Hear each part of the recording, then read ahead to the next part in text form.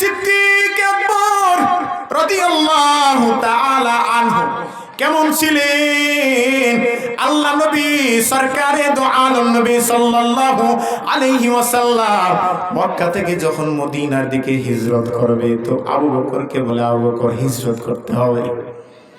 যেই দিন হিজরতের সময় হয়ে গেছে, আল্লাহ নবী হযরত আবু বকর সিদ্দিক রাদিয়াল্লাহু তাআলা আনহুর ঘরের সামনে এসে দরজার মধ্যে কড়া মারলেন, খটখট শব্দ করলেন। খটখট করতে দেরি, কিন্তু আবু বকর রাদিয়াল্লাহু তাআলা আনহু দরজা খুলতে দেরি করে নাই। সুবহানাল্লাহ। আল্লাহ নবী সরকারে দো আলম সাল্লাল্লাহু আলাইহি ওয়াসাল্লাম ডাক দিয়ে কয়, এ আবু বকর তুমি কি ঘুমাও নাই? আবু বকর রাদিয়াল্লাহু তাআলা আনহু ডাক দিয়ে কয়, ইয়া রাসূলুল্লাহ, আপনি যেই দিন বলেছেন হিজরত করতে হবে, আল্লাহর কসম করে বলি রে পয়গম্বর, আজকে 6টা মাস হয়ে গেছে আমি রাত্রে বেলা একটা সেকেন্ডের জন্য ঘুমাই না, একটা সেকেন্ডের জন্য চোখটা বন্ধ করি না। বিশ্ব নবী সরকারে দো আলম নবী পয়গম্বর সাল্লাল্লাহু আলাইহি ওয়াসাল্লাম বলেন, ওগো আবু বকর, এত কষ্ট করার কারণ কি? আবু বকর রাদিয়াল্লাহু তাআলা আনহু কি সুন্দর জবাব দেয়, ওগো আল্লাহ নবী, ওগো পয়গম্বর, আপনি আমারে ডাক দিবেন আর আমি আবু বকর ঘুমাইয়া থাকবো। আমি যদি ঘুম থেকে না উঠি, ইহুদি বেঈমানেরা ইসলাম বিদ্বেষীরা শব্দ শুনে আপনার উপর আঘাত করবে, আমি আবু বকর এটা সহ্য করতে পারবো না। আল্লাহু আকবার।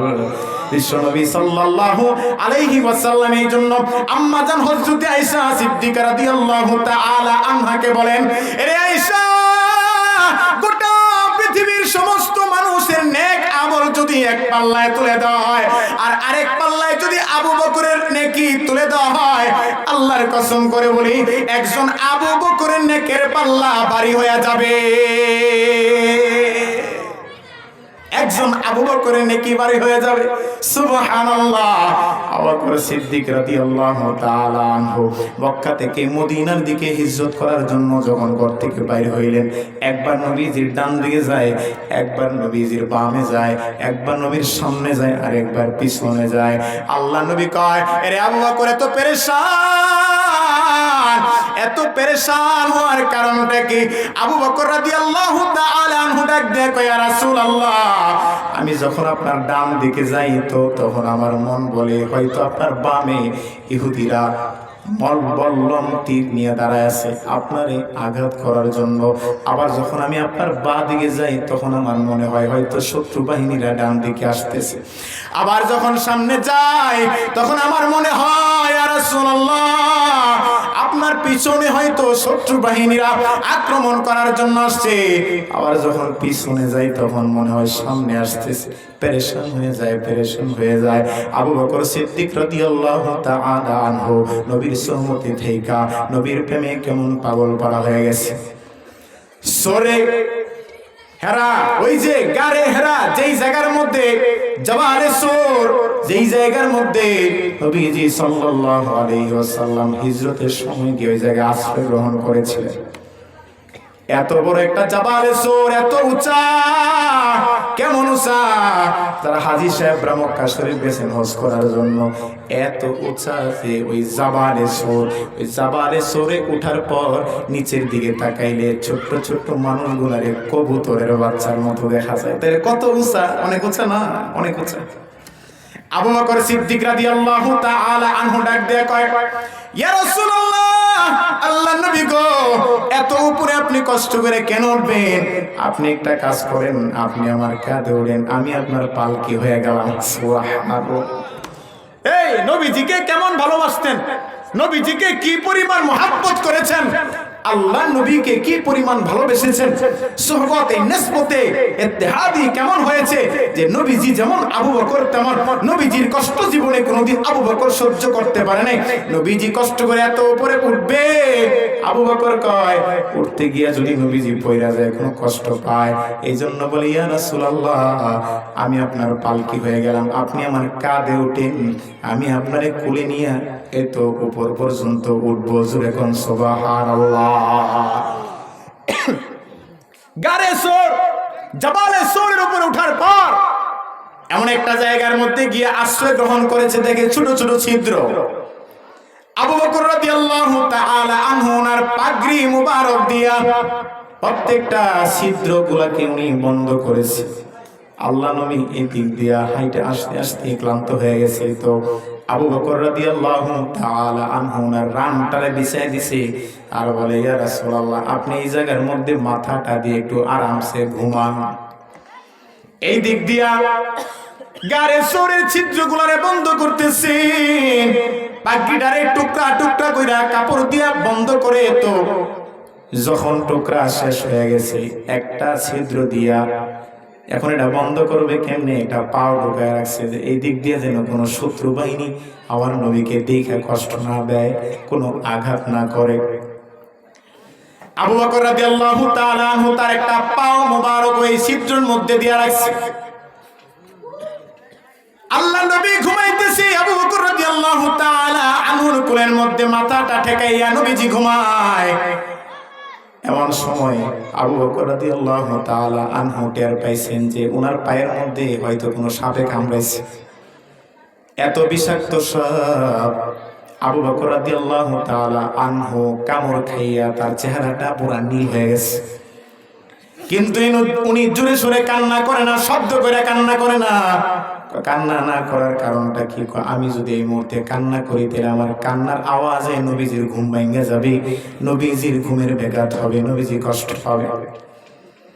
শব্দ করে কান্না করে না ঠিক, কিন্তু চোখের পানি তো আর আটকায় রাখতে পারে না।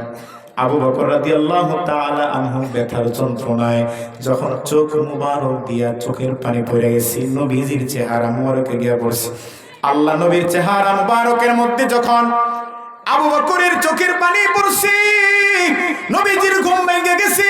তাকে দেখে আবু বকর কান্দে, ডাক দিয়ে কয়, এ সিদ্দিক আকবর, তুমি কেন কান্না করো? তুমি কি জানো না তোমার কষ্ট আমার সহ্য হয় না রে আবু বকর? ও আবু বকর, কান্না করার কারণটা কি? আবু বকর রাদিয়াল্লাহু তাআলা আনহু ডাক দিয়ে কয়, ইয়া রাসূলুল্লাহ, আমার পাগড়ি মুবারক থেকে ছোট্ট ছোট্ট টুকরা করে প্রত্যেকটা ছিদ্র আমি বন্ধ করেছি, কিন্তু একটা মাত্র ছিদ্র খোলা ছিল।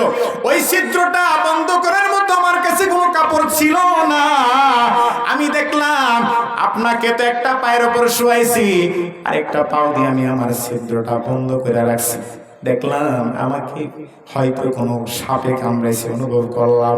আল্লাহ নবী পাউটারে সরায় দিতে বলছে। নবীজি সাল্লাল্লাহু আলাইহি ওয়াসাল্লাম ওনার মুখের থুতু দিয়ে একটু লালা দিয়া ওই জায়গায় লাগাই দিছি, তো তার পায়ের বিষ পানি হয়ে গেছে। সুবহানাল্লাহ। আল্লাহ নবী সরকারে দো আলম নবী সাল্লাল্লাহু আলাইহি ওয়াসাল্লাম ছিদ্রের দিকে তাকায় দেখি অনেক বড় একটা বিষাক্ত সাপ। নবীজি সাল্লাল্লাহু আলাইহি ওয়াসাল্লাম ওই সাপটারে ডাক দিয়ে কয়, এই সাপ, তোমার সাহস তো কম না, তুমি আমার আবু বকরের গায়ে আঘাত করেছো। সাপের চোখ দিয়ে পানি বইরে গেছে, জবান খুলে দিছে আল্লাহ। সাপ ডাক দিয়ে কয়, ইয়া রাসূলুল্লাহ, আমার বয়স প্রায় 1000 বছর। 1000 বছর পূর্বে আমি শুনেছি শেষ জমানায় এমন একজন পয়গম্বর আসবে, নাম হইল মুহাম্মদুর রাসূলুল্লাহ সাল্লাল্লাহু আলাইহি ওয়াসাল্লাম।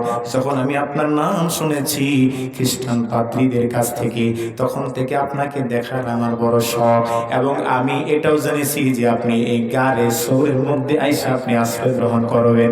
যতদিন পর্যন্ত, যত আগ থেকে এই কথাটা আমি শুনেছি ওগো নবীজি, তখন থেকে খায়া না খায়া এই জায়গার মধ্যে শুধু ঘুরপাক করতেছি, কখন আপনি আসবে, কখন আপনি আসবে, আর কখন আপনার সাথে দেখা হবে।